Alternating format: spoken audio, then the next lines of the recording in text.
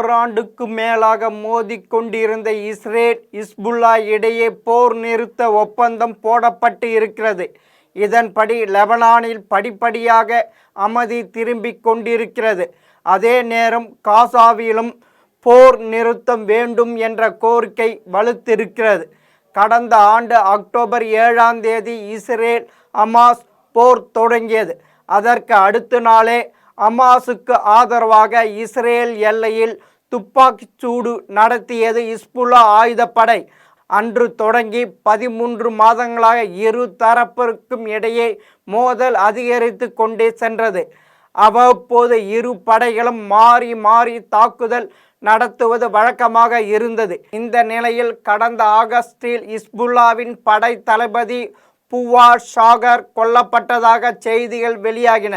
எங்கள் தளபதியை கொன்ற இஸ்ரேலுக்கு தக்க பதிலடி கொடுப்போம் என சூளுரைத்த ஹிஸ்புல்லா நூற்றுக்கணக்கான ஏவுகணைகளை இஸ்ரேல் மீது ஏவி தாக்குதல் நடத்தியது.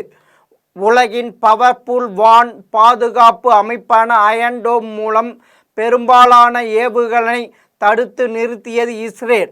அதனால் அங்கு பெரும் சேதம் தவிர்க்கப்பட்டது. அதே நேரம் ஹிஸ்புல்லாவின் தாக்குதலால் கோபம் அடைந்த இஸ்ரேல் அந்த அமைப்பை அடியோடு ஒழித்து கட்ட நினைத்து அடுத்தடுத்த காய்களை நகர்த்தியது. குறிப்பாக ஹிஸ்புல்லாவினர் பயன்படுத்தும் தொலைத்தொடர்பு சாதனங்களான பேசர்கள், வாக்கி டாக்கிகளை வெடிக்க செய்து பலரையும் கொன்றது இஸ்ரேல்.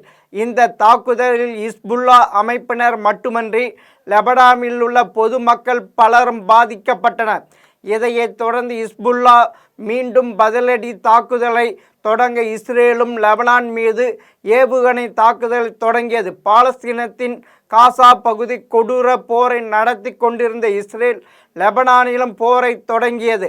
ஆயிரக்கணக்கானோர் இந்த போரினும் உயிரிழந்தனர். ஹிஸ்புல்லாவின் முக்கிய தலைவர்களும் இஸ்ரேலால் கொல்லப்பட்டனர்.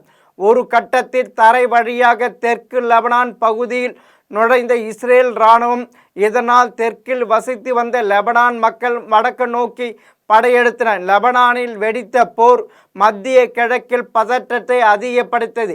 இதனால் பல நாடுகளுக்கும் போர் பரவும் அபாயம் உருவானது. இந்த நிலையில்தான் நவம்பர் 27 முதல் இஸ்ரேல் ஹிஸ்புல்லா போர் நிறுத்தப்படுவதாக அறிவிப்பு வெளியானது. அமெரிக்காவும் பிரான்சும் இணைந்து போர் நிறுத்த ஒப்பந்தத்தை சாத்தியப்படுத்தி இருக்கின்றன.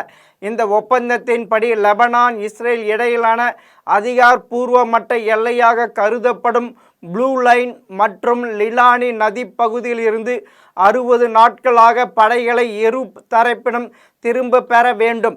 மேலும் தெற்கு லெபனானில் அந்த நாட்டு இராணுவம் ஐநாவின் அமைதி காக்கும் படையும் பாதுகாப்பு பணிகள் மேற்கொள்வார்கள். அதே போல அமெரிக்கா தலைமையிலான குழு ஒன்று போர் நிறுத்த நடைமுறைகளை கண்காணிக்கும். ஒப்பந்தம் மீறப்படும் பட்சத்தில் இந்த குழு நடவடிக்கை எடுக்கப்படும்.